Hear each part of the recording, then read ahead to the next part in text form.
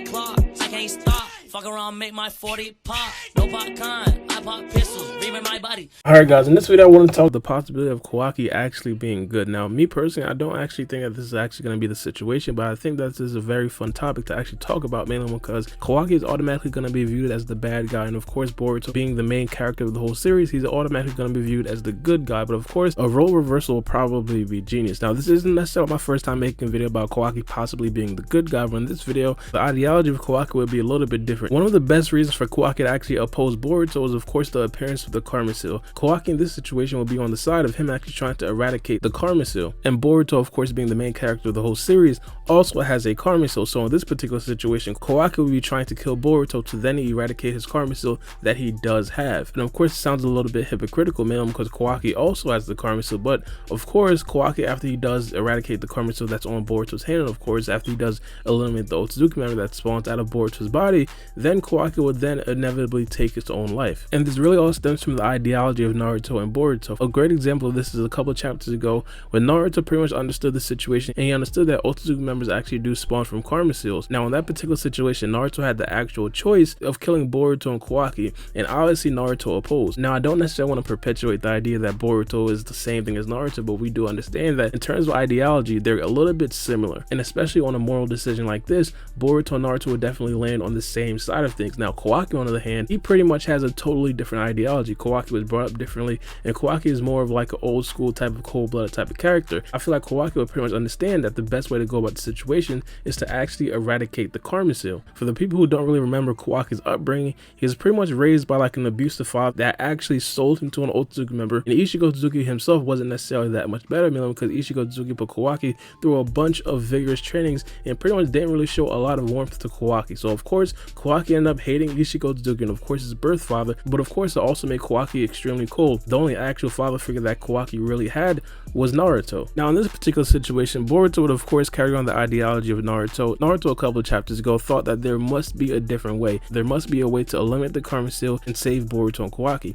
Boruto might also think this is the situation as well. Boruto might actually go through years and years of just searching for actual ways to potentially get rid of the Karma Seal. He might look at different medicines, he might look at different potions, he might be looking at jumping into some exotic rivers or something like that just to actually get rid of the Karma Seal. And because the scene in question is most likely only about 3 years away from right now, that probably wouldn't necessarily be an adequate time for Boruto to realize that, hey, there is no actual other way to actually get rid of the Karma Seal. Now there are definitely some nuances with this idea.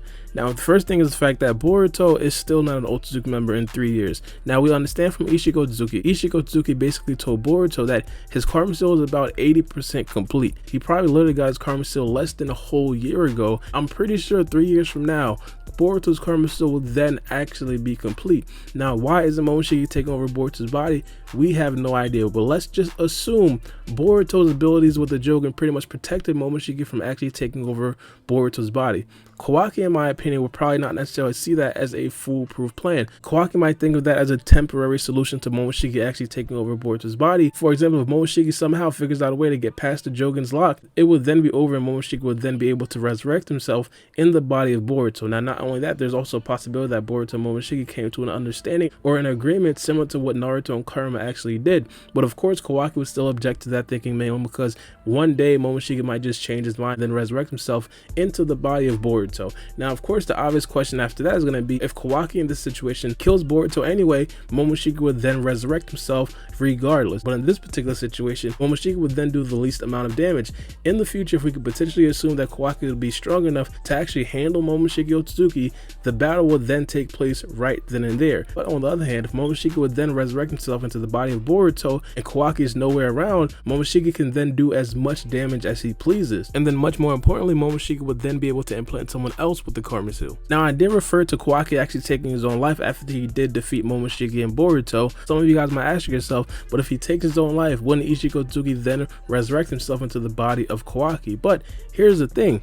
at that particular point, Ichigo Tsuki's Karma Seal might not be 100% matured. We understand from the manga that Boruto's Karma Seal has been maturing at a rapid rate. A lot of people assume that that's the case, mainly because Boruto was already part Otsutsuki. He already had some Otsutsuki DNA, and we found that out from Momoshiki back when he actually did give the Karma Seal to Boruto the first time. But in Kawaki's case, he has no Otsutsuki DNA, and in fact, the first time that Kawaki did actually get the Karma Seal, he looked like an absolute child. Of course, he was always a child, but he looked extremely younger, and of course, it seems like it took multiple years for Kawaki's Karma Seal to mature to this point, where in contrast in Boruto's case, it probably took just 1 year, probably even less than that. As we know right now, Kawaki does not have the Karma Seal, so when Ichigo Tsuki, or if Ichigo Tsuki does inevitably give Kawaki the Karma Seal again, the whole process and the whole clock would then have to start over again. Now, of course, you guys might be asking about Naruto. Now, in this particular situation, I think from the actual scene, we could pretty much assume that Kawaki himself actually did something to Naruto. Now, I personally think that if Boruto is still actively looking for a way to actually get rid of the Karma Seal, Naruto would then still be supportive with Boruto, and himself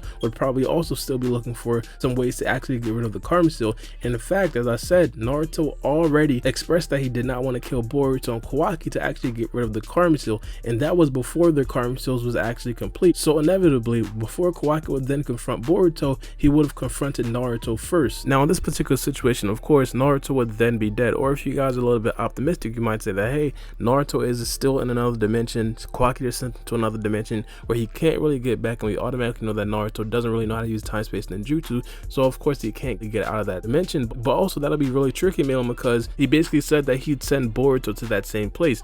Now, that would kind of make sense, mainly because he understands that he doesn't necessarily want to kill Boruto because he views Boruto as like a brother, but still, Boruto would be able to get out of that dimension if he does just send him to another dimension.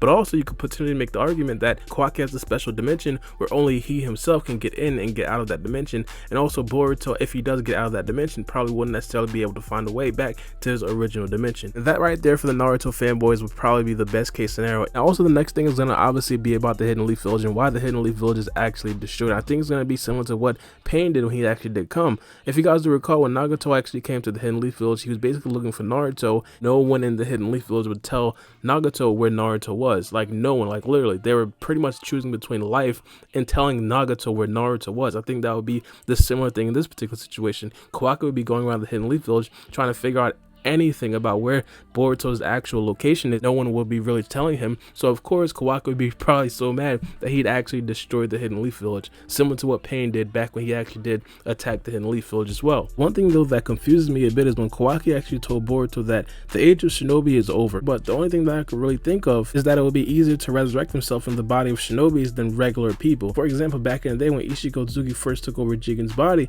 Jigen himself was not a shinobi. Of course, then Ichigo Tsuki possibly forced Jigen to actually train, but of course at that particular time Jigen was already an old man. And also, if you guys do recall, when Kawaki did actually get the Karma Seal from Ichigo Tsuki actually forced Kawaki to train. He basically forced Kawaki's body to be in condition to actually handle the Karma Seal. So it might just be the fact that people who are actually in better shape and actual physical condition would actually be better bearers of the Karma Seal, and if there are no shinobis, there would not be just this wealth of vessels training and also fighting each other and just waiting for Otsutsuki members to actually implant them with Karma Seals. In my mind, if this is the situation, I believe that Kawaki would actually kind of be the good guy. Now, I do want to point out, it's very popular for the series of Naruto to actually not necessarily have a clear-cut good guy and a bad guy. For example, if you guys do recall, back when Pain was actually attacking the Hidden Leaf Village, he kind of had a very good ideology. Of course, he had almost the same ideology of Jiraiya. He wanted true world peace, and of course, his way of getting it was just completely different from Naruto and Jiraiya's, but still, in all, he wanted the same exact thing.